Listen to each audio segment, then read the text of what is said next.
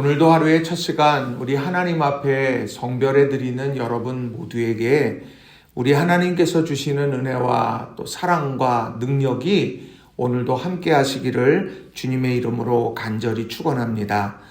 오늘은 창세기 44장의 말씀을 중심으로 생명과 생명이 서로 하나로 엮여 있거늘, 생명과 생명이 서로 하나로 엮어 있거늘 이라는 제목으로 함께 말씀의 은혜를 나누기를 원합니다. 자, 오늘 본문은 참 뜻하지 않는 사건을 우리에게 전해주고 있습니다. 자, 창세기 43장 34절 말씀을 보면 요셉과 함께 잔치자리에서 온 형제들이 즐겁게 만찬을 하고 있습니다. 너무도 행복한 모습이죠. 그런데 44장에 오게 되면 베냐민의 자루에서 은잔이 발견되고, 그래서 은잔이 발견되었기 때문에 이 발견된 사람은 죽고 다른 형제들은 종이 되어야만 하는 그런 위기의 순간에 직면했습니다. 너무도 다른 삶의 모습입니다. 상황이 그렇게 완전히 달라졌어요. 롤러코스터 같습니다. 그런데 그 안에서 그 위기의 상황 가운데 빛나는 믿음의 모습을 보여준 한 사람이 오늘 소개되고 있습니다. 그게 바로 유다입니다. 이 유다가 보여준 믿음의 모습과 또 믿음의 성장의 모습을 보면서 오늘 우리가 이 신앙의 여정을 걸어가면서 무엇을 붙잡아야 할지 그것을 잘 설명해 주고 있다는 겁니다. 그래서 저는 오늘 이 본문 창세기 44장의 말씀 속에 담겨 있는 중요한 교훈의 메시지 3가지를 여러분에게 전하고 또 함께 은혜를 나누기를 원합니다. 자, 첫 번째로는요, 어떤 상황 속에서도 하나님의 섭리를 인정해야 한다는 겁니다. 어떤 상황 속에서도 하나님의 섭리를 인정해야 한다라는 거예요. 자, 사실 베냐민의 자루에서 은잔이 나오고 그랬던 것은 요셉의 계획이었습니다. 베냐민을 애굽에 남게 하려고 하는 것이었어요. 자, 창세기 44장 1절과 2절에 보면 이렇게 기록을 합니다. 요셉이 그의 집 청지기에게 명하여 이르되 양식을 각자의 자루에 운반할 수 있을 만큼 채우고 각자의 돈을 그 자루에 넣고 또 내 잔 곧 은잔을 그 청년의 자루 아귀에 넣고 그 양식값 돈도 함께 넣으라 하매 그가 요셉의 명령대로 하고 그 청년의 자루 아귀에 넣어라 이렇게 말합니다. 분명하게 지명했다라고 하는 겁니다. 형제들은 이제 곡식도 구했고 시므온도 풀려났고 그리고 베냐민도 안전하게 집으로 돌아가겠다 이렇게 생각했었던 이런 형제들에게는 충격적인 이런 모습들입니다. 자, 그 청지기가 달려와서 이렇게 말하죠. 4절에 너희가 어찌하여 선을 악으로 갚냐 이렇게 말하면서 질책을 하게 됩니다. 너무도 형제들은 억울했을 거라는 거예요. 가나안 땅에서 돈을 가지고 왔는데 돈이 없어서 도적질을 하겠습니까? 만일 발견되는 그 자루의 주인은 죽고 우리는 종이 되겠습니다. 라고 이렇게 자신 있게 말했습니다. 우린 그런 일이 절대 없다라고 하는 분명한 확신이 있기 때문에 이렇게 얘기한 거죠. 그런데 결국 베냐민의 자루에서 은잔이 나오고 말았습니다. 훔치지 않은 은잔이 나왔으니 얼마나 당황하겠느냐는 거예요. 자, 그런데 이런 상황 속에서 유다가 요셉 앞에서 이런 이야기를 합니다. 이게 참 중요한 거예요. 창세기 44장 16절 유다가 말하되 우리가 내 주께 무슨 말을 하오리이까 무슨 설명을 하오리이까 우리가 어떻게 우리의 정직함을 나타내리이까 하나님이 종들의 죄악을 찾아내셨으니 우리와 이 잔이 발견된 자가 다 내 주의 노예가 되겠나이다. 하나님이 종들의 죄악을 찾아내셨다라고 이렇게 말합니다. 억울하죠. 우리는 한 적이 없는데. 그런데 이것이 이렇게 들춰졌습니다. 그거 하나님께서 들추게 하셨다라고 그냥 인정하는 거예요. 자, 이건 뭡니까? 다쳐버린 상황. 억울해. 그러니 모든 것이 끝난 것 같은 상황. 그러나 하나님이 찾아내게 하셨으니 또 하나님이 이루실 일이 있다라고 이렇게 믿음으로 바라보고 있다라고 하는 겁니다. 사실 유다가 지금까지 보여줬던 모습 속에서는 그런 생명을 사랑하는 사람이었습니다만 하나님의 섭리에 대해서 이렇게 고백하지는 않았었어요. 자, 그의 과거의 모습은 어떻습니까? 이 요셉을 팔아버리게 될 때 창세기 37장 26절 27절에 보면 유다가 이런 제안을 하고 또 이 형제들이 따르죠. 제가 읽어드립니다. 유다가 자기 형제에게 이르되 우리가 우리 동생을 죽이고 그의 피를 덮어둔들 무엇이 유익할까? 자, 그를 이스마엘 사람들에게 팔고 그에게 우리 손을 대지 말자. 그는 우리의 동생이요 우리의 혈육이니라 하매 그의 형제들이 청종하였더라. 우리가 우리 동생을 죽이고 그의 피를 덮어둔들 무엇이 유익하겠냐? 유익한 거 하나도 없다. 그는 우리 동생이고 우리 혈육이다. 형제에 대한 끈끈한 사랑, 이것은 있었는지 몰라요. 생명을 지켜내야 되겠다. 그 사랑의 마음이 있었는지 몰라요. 그런데 그의 결정에는 하나님은 없었던 거예요. 자, 38장에도 오늘 유다가 자신의 아들들이 차례로 이렇게 죽게 됐습니다. 자, 그럴 때에 그 다말을 친정으로 보내죠. 그래놓고 이 아들이 자라나게 되면, 엘이 성장하게 되면 이제 다시 연락하겠다 말하지만 연락하지 않습니다. 자, 그리고 그가 자신의 아내가 죽게 됐고, 그리고 이 다말이 창녀의 복장을 입고 있게 될 때에 그가 다가가서 그에게 위로받고 싶어 했고, 그래 관계를 맺었습니다. 그의 선택 어디에도요 하나님은 없었다라고 하는 거예요. 그런데 44장에 이르러서 그는 완전히 달라진 것 같아요. 억울한 상황 속에서 하나님의 섭리를 인정하는 것으로 바뀌어 갔다라는 거죠. 오늘 이런 믿음의 성장이 우리에게 참 중요한 거예요. 믿음의 성장이 말로 되는 게 아닙니다. 오늘 우리가 우리의 마음속에 이런 하나님의 섭리를 내가 인정하고 믿고 기대하고 있느냐, 이게 중요한 거예요. 성경에 보면 욥이 그랬습니다. 욥기 23장 10절에 보면 그러나 내가 가는 길을 그가 아시나니 그가 나를 단련하신 후에는 내가 순금같이 되어 나오리라. 그가 달라진 건 뭡니까? 나는 알지 못해요. 그런데 하나님이 내가 가는 길을 아신다. 그리고 하나님께서는 나를 단련해서 순금처럼 반드시 만들어 가실 거다. 나는 지금 잘못한 게 없는데 억울한 고난을 당하고 있으니 원망하고 탄식하고 내가 거기에 사로잡혀 있는 것이 아니라 하나님은 아셔. 그러니까 하나님께서 나를 단련하셔서 정금처럼 만들어 가실 거야. 하나님의 섭리다.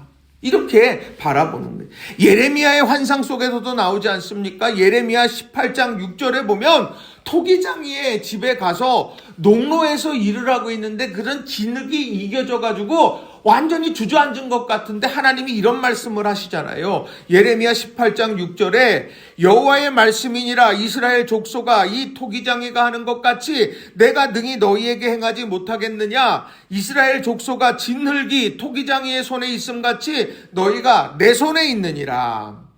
부서져 버려서 희망 없는 것 같아요. 그런데 토기장이 손에 있으면 새로운 작품이 되듯이 이스라엘아 너가 패배한 것 같고 멸망한 것 같고 주저앉은 것 같고 아무 희망이 없는 것 같다 보여도 내 손에 있다. 거기가 희망의 시작점이다. 이걸 가르쳐 주고 있다라고 하는 거예요. 다친 상황 얼마나 많았어요. 우리 상황에 절망을 주는 상황도 있고 아픔을 주는 상황도 있고 슬픈 상황도 있었습니다. 그러나 중요한 것은 하나님께서 그 상황 속에서 섭리의 손길로 이끌어 가신다. 그게 우리의 믿음의 그런 중요한 초점이 되어야 한다는 거예요. 유다가 그 모습을 보여줬고 우리가 그 모습을 가져야 한다는 거죠. 여러분이 하나님의 섭리를 고백하는 신앙의 성장이 우리 삶의 전 영역으로 퍼져가고 오늘 하루의 삶에도 그런 은혜가 있기를 주님의 이름으로 간절히 축원합니다. 두 번째로는요, 사랑의 영역이 나 중심에서 타인으로 넓어져야 한다는 겁니다. 사랑의 영역이 나 중심에서 타인으로 넓어져야 한다라는 겁니다. 자, 사람들마다 자기 중심적이에요. 그 본성입니다. 어린아이 보면 그렇죠. 그런데요, 시간이 지나면서 철이 들면은요, 다른 이들을 이해하고 배려하면서 그렇게 살아갑니다. 그만큼 사랑의 영역이 넓어지게 되는 거예요. 믿음의 사람도 마찬가지입니다. 내가 점점점 이런 사랑에 확장되어지는 방향으로 가는 것, 이것이 중요한 그런 신앙의 성장의 부분이라고 하는 거예요. 자, 20년 전 형들의 모습을 보게 되면 자기중심적이었습니다. 자, 그들의 모습을 설명하는 것, 창세기 37장 4절에 보면 이렇게 말해요. 그의 형들이 아버지가 형들보다 그를 더 사랑함을 보고 그를 미워하여 그에게 편안하게 말할 수 없었더라. 또 창세기 37장 11절에 보면 요셉의 꿈을 듣고는 그의 형들은 시기하되 그의 아버지는 그 말을 간직해 두었더라. 자, 이 모든 것을 보게 되면 그를 미워했어요. 그를 시기했어요. 그러니까 그가 아버지의 사랑 왜 너만 받아? 왜 나는 못 받지? 그 시기하고 그를 미워하고 오가는 말 하나하나도 정말 가시돋친 말로 아주 다정하게 말하는 법 없이 끊임없이 그냥 괴롭혀 쓴 거예요. 또 꿈을 들었어요. 아, 이게 꿈이구나. 그렇지 않아요. 시기해요. 그러면서 마침내 꿈꾸는 자가 오는구나. 그리고 꿈꾸는 자가 죽으면 그 꿈이 어떻게 되나 보자 하면서 결국 형제를 죽이는 일까지 가게 되었다라고 하는 겁니다. 그런데 20년의 시간이 지났어요. 근데 유다의 지금 모습을 보면 이 사랑의 영역이 완전히 바뀌어졌습니다. 요셉의 아버지의 사랑을 받았던 요셉을 향하여 시기했고 미워했던 것 대신에 이제는 아버지의 사랑을 받고 있는 베냐민, 그 베냐민을 사랑으로 보호하고 책임지려고 하고 있다라고 하는 거예요. 자, 유다는요, 요셉 앞으로 나와서 이제 이런 이야기를 합니다. 자, 창세기 44장 30절 31절 세 번역으로 읽어드립니다. 아버지의 목숨과 이 아이의 목숨이 이렇게 얽혀 있습니다. 소인이 어른의 종 저희 아버지에게 되돌아갈 때에 우리가 이 아이를 데리고 가지 못하거나 소인의 아버지가 이 아이가 없는 것을 알면 소인의 아버지는 곧바로 숨이 넘어가고 말 것입니다. 일이 이렇게 되면 어른의 종들은 결국 백발이 청성한 아버지를 슬퍼하며 돌아가시도록 만든 꼴이 되고 맙니다. 잇대어 있다, 사랑으로 잇대어 있다는 것을 인정하는 거예요. 생명으로 잇대어 있다는 것을 인정하게 된 겁니다. 아버지의 사랑을 독차지하는 요셉, 아버지와 함께 연결되어져 있던 것, 그것에 대해서 미처 알지 못했어요. 그걸 받아들이지 못했습니다. 그래서 시기했고 미워했어요. 그런데 지금은 아버지가 안쓰러운 거예요. 생명과 생명이 있다. 베냐민과 있다. 아버지가 이 베냐민을 사랑하고 있다. 그러니 내가 그 관계를 지켜주어야 되겠다. 사랑하는 거예요. 지금 이 베냐민이 함께 올라가지 못하면 우리 아버지는 죽은 목숨이다. 그래서 자신이 그것을 책임지려고 하고 있다는 거예요. 우리의 신앙의 성숙과 깊이는요, 사랑의 영역으로 증명되는 겁니다. 내가 정말 믿음의 깊이 하나님의 사랑을 의지하고 한다면 나만을 사랑하는 세상의 그런 중요한 본성, 인간의 본성을 넘어서서 가까이 있는 이웃 한 사람 한 사람, 가까이 살아가는 이들 한 사람 한 사람을 사랑하며 살아가게 되는 거예요. 선한 사마리아인이 되는 거죠. 요한일서 3장 16절도 이런 말씀하죠. 그가 우리를 위하여 목숨을 버리셨으니 우리가 이로써 사랑을 알고 우리도 형제들을 위하여 목숨을 버리는 것이 마땅하니라. 우리를 위하여 주님께서 우리를 사랑하셔서 그렇게 하셨다면 우리도 그렇게 해야 된다. 사랑은 확장되어지는 거다 말하고 있는 거예요. 오늘 하루 여러분을 사랑하는 것 중요합니다. 그런데 그 사랑이 조금 더 확장되어져 갈 수 있는 그런 아름다운 이 한날이 되기를 주님의 이름으로 부탁을 드립니다. 세 번째로는요, 끝까지 책임지는 신뢰의 사람이 되어야 한다는 거예요. 끝까지 책임지는 신뢰의 사람이 되어야 한다. 자, 유다의 가장 큰 변화가 무엇일까요? 그가 아버지에게 이 베냐민을 데리고 오는 이런 모든 일들 앞에 자기가 담보가 되겠다고 말을 했습니다. 책임지겠다는 말이에요. 근데 그 말을 이제 지켜냈다는 것이 오늘 본문의 중요한 부분입니다. 자, 상황이 편안할 때 하는 말 누구나 다 할 수 있어요. 그런데 그 상황이 완전히 바뀌어졌을 때 그 말에 책임을 질 수 있느냐? 그건 다른 문제더라는 거죠.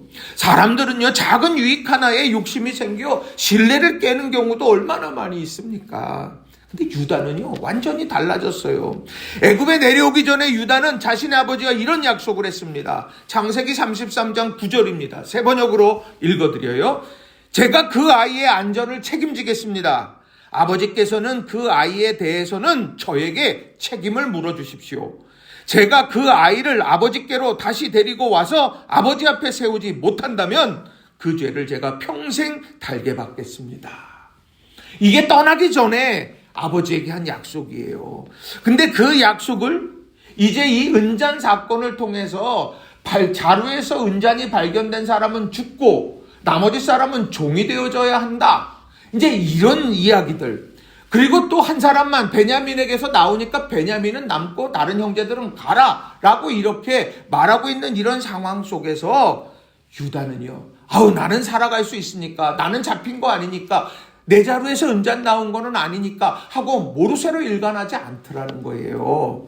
창세기 44장 32절 33절에 보면 그가 요셉에게 이렇게 말을 합니다. 제가 세 번역으로 읽어드립니다.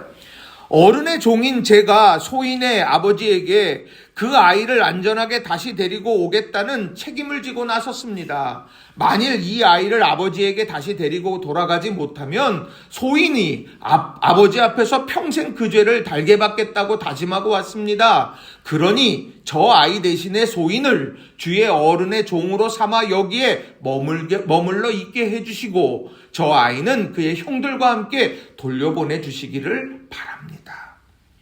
위기의 순간에 이 끝까지 책임지는 신뢰의 모습이 더 빛났어요. 그가 책임져야 하기에 요셉 앞으로 나갔어요. 그가 책임져야 하기 때문에 요셉에게 제안했습니다. 작은 이익 때문이라고 했다면 모르쇠로 일관했을 텐데 이 책임을 지는 신뢰의 사람이었기에 그는 그 요셉에게 제안을 했다는 거죠. 오늘 수많은 작은 유혹이 우리 믿음을 저버리게 만드는 시대를 삽니다. 작은 유익이, 작은 기쁨이, 그러나 정말 중요한 것은 우리는 신뢰의 사람으로, 끝까지 책임지는 믿음의 사람으로 오늘 살아가야 한다는 거예요. 신앙인의 자부심을요, 헌신짝처럼 버리면 안 됩니다. 오늘 하루도 내가 믿음의 사람으로서 책임 있는 삶을 살아감으로 하나님께는 영광 올려드리고 또 우리 모두는 하나님이 인정함을 받는 저와 여러분 모두가 되시기를 바랍니다. 말씀을 정리합니다. 오늘은 2025년의 마지막 날이죠. 한 해 동안 새벽 제단을 쌓으며 달려오신 모든 분들 정말 감사하고 또 그 기도가 응답되기를 소망합니다. 이 마지막 날 그리고 새로운 해를 앞둔 이 뜻깊은 전환점에서 우리에게 좀 질문했으면 좋겠습니다. 나는 내 삶의 모든 막힌 담 앞에서 여전히 하나님의 섭리를 고백하고 있느냐? 이게 우리의 희망의 근거가 되는 거죠. 또 나의 사랑은 나를 넘어 내 곁에 형제와 이웃의 생명까지 껴안을 만큼 조금이라도 넓어졌는가? 나는 손해를 보는 순간에도 하나님과 사람 앞에서 신뢰를 지키는 담보물이 되고 있는가? 이런 질문 앞에 우리가 다시 한번 섰으면 좋겠습니다. 우리는 여전히 공사 중이에요. 오늘은요, 오늘 우리 본문에 나오는 유다처럼요, 우리가 잘못된 또 연약한 부분도 있다가 점점 성장해 가게 되는 거죠. 이런 성장의 시간들이 멈추지 말고 우리가 조금이라도 자라날 수 있는 우리 모든 성도님들 한 분 한 분 다 되시기를 주님의 이름으로 간절히 축원합니다. 오늘도 은혜 안에서 승리하는 기쁨의 날 되시기를 주님의 이름으로 축원합니다. 기도하겠습니다.